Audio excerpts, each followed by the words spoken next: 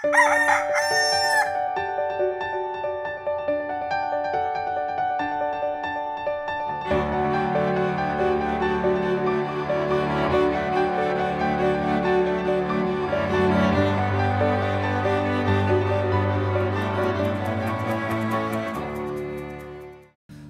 umaga po sa inyong lahat. Ako po si Cardinal Chito Tagle ng Manila at oras ng magkape at pandasal. Pagdasalan po natin, kawangis ng Diyos ang tao.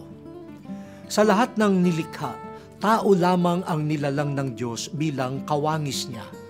Ibig sabihin nito, ang tao ang may kakayanang makipag-ugnayan sa Diyos, makipag-usap sa Kanya, kumilala sa Kanya, makipagkaibigan sa Kanya, magmahal sa Kanya.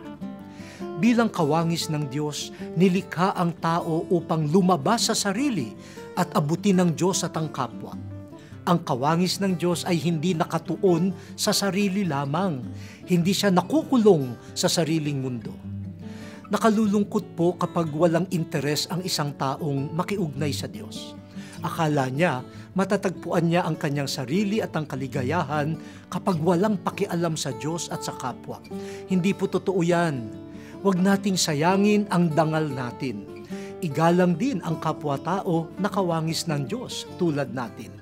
Kahit maghikahos tayo sa ibang bagay, basta laging kaugnay ang Diyos, mabubuhay ka bilang tunay na tao.